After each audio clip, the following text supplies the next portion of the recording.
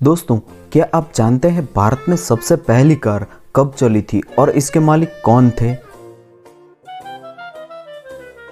भारत में सबसे पहली कार 1897 में कोलकाता में चली थी।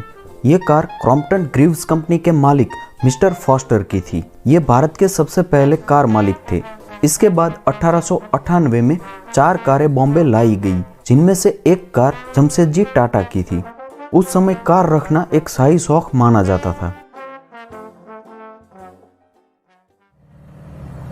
आधुनिक कारों की बात करें तो बुगाटी वियरॉन जो है दुनिया की सबसे तेज कार, जिसकी स्पीड 446 किलोमीटर प्रति घंटा है, जो एक हवाई जहाज से भी तेज है।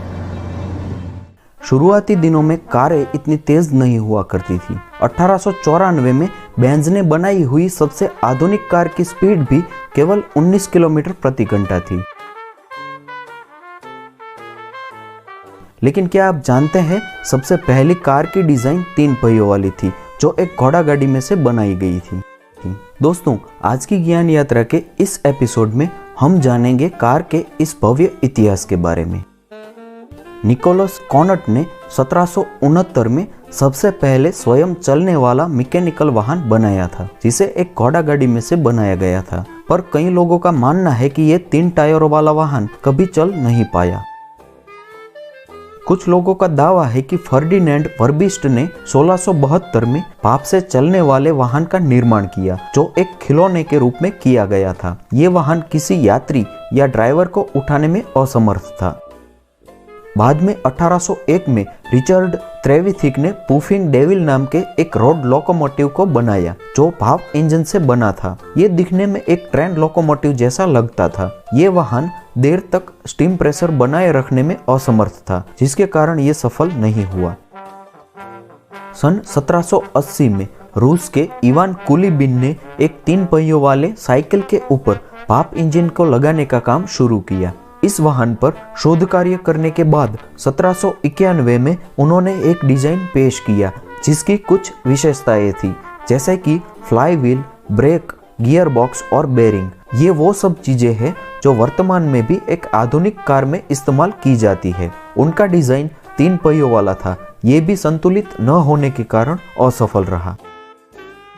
इन लोगों की तरह अन्य कई आविष्कारकों ने ऑटोमोबाइल क्षेत्र में कार्य किए, लेकिन वो सब भी असफल रहे। नवंबर 1881 में फ्रेंच आविष्कारक फ्रैंकोइस इसाक डी रिवाज ने कार के लिए पहले आंतरिक दहन इंजन को डिजाइन किया। ये इंजन हाइड्रोजन और ऑक्सीजन के तेल मिश्रण से चलता था। ऑटोमोबाइल क्षेत्र में ये एक अहम खोज साबित हुआ। कार्ल बेंज, जिसे आधुनिक ऑटोमोबाइल के आविष्कारक के रूप में जाना जाता है, जिन्होंने 1885 में जर्मनी के मैनहेम शहर में 4 स्ट्रोक गैसोलीन इंजन के इस्तेमाल से एक ऑटोमोबाइल बनाया। इस डिजाइन को अगले साल जनवरी में पेटेंट कराया गया, जिसे बेंज एंड CIA कंपनी के नाम से पेटेंट किया गया। इस कंपनी की स्थापना 1883 में हुई थी। उन्होंने 1888 में अपने उत्पादनों को बाजार में बेचना शुरू किया। उन्होंने अपनी पहली मोटर वैगन 1885 में बनाई। इस मोटर वैगन को 19 जनवरी 1886 में सम्मानित किया गया। बेंज ने अपने इन वाहनों का प्रचार शुरू किया और उस समय लगभग 25 बेंज वाहन बिके। इसी बीच एक और 4 पहियों वाली गाड़ी का डिजाइन बेंज ने पेश किया। ये डिजाइन एक सहूलियत भरा था और 4 स्ट्रोक इंजन से चलता था। जैसे जैसे बेंज की कंपनी ने अपने उत्पादन को बढ़ाया, वैसे वैसे उन्हें और इंजनों की जरूरत पड़ने लगी। फ्रांस के एमिले रोजर बेंज के वाहनों के इंजन निर्माण का कार्य करते थे।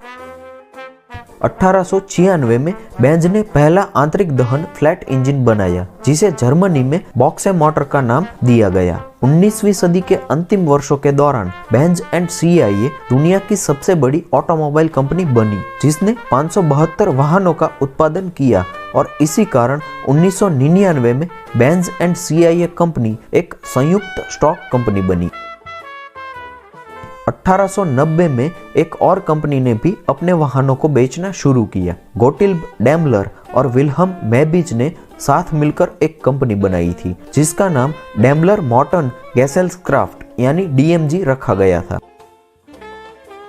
सन 1900 में डैमलर का देहांत हो गया। उनके देहांत के बाद विल्हम ने डैम्बलर मर्सिडीज के नाम से कार बनाना जारी रखा। बाद में विल्हम ने बेंज के साथ हाथ मिलाया और एक नई कंपनी की शुरुआत की जिसका नाम डैम्बलर बेंज रखा गया। ये वही कंपनी है जो आज मर्सिडीज बेंज के नाम से जानी जाती है। ये कंपनी अपने वाहनों को मार्केट में बेचने लगी, उसे काफी सफलता मिली। अभी तक कारों में केवल गैसोलीन इंजन का इस्तेमाल होता था जिसकी शक्ति 35 HP तक की होती थी।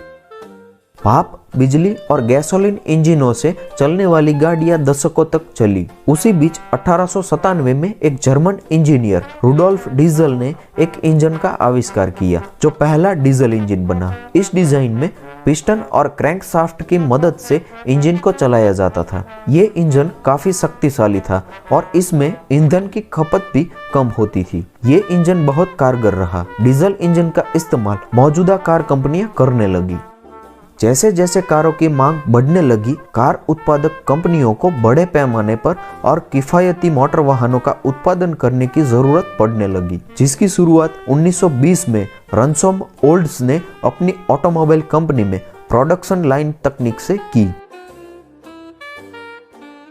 प्रोडक्शन लाइन का सबसे ज्यादा उपयोग हेनरी फोर्ड ने अपनी कंपनी में किया। इस तकनीक का इस्तेमाल कर फोर्ड कंपनी द्वारा हर 15 मिनट में एक कार बनाई जाती थी। यह तरीका पिछले तरीकों से काफी तेज था। इससे उत्पादन 8 गुना बढ़ गया था। इस तकनीक के इस्तेमाल से फोर्ड उस समय विश्व की सबसे तेज ऑटोमोबाइल उत्पादक कंपनी बनी।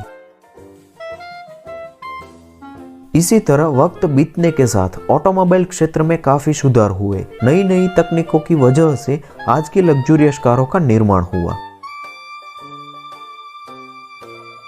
तो दोस्तों आज के लिए बस इतना ही। उम्मीद करता हूँ ये वीडियो आपको जरूर पसंद आया होगा। ऐसे ही इंफॉर्मेटिव वीडियोस देखने के लिए इस चैनल को सब्सक्राइब करना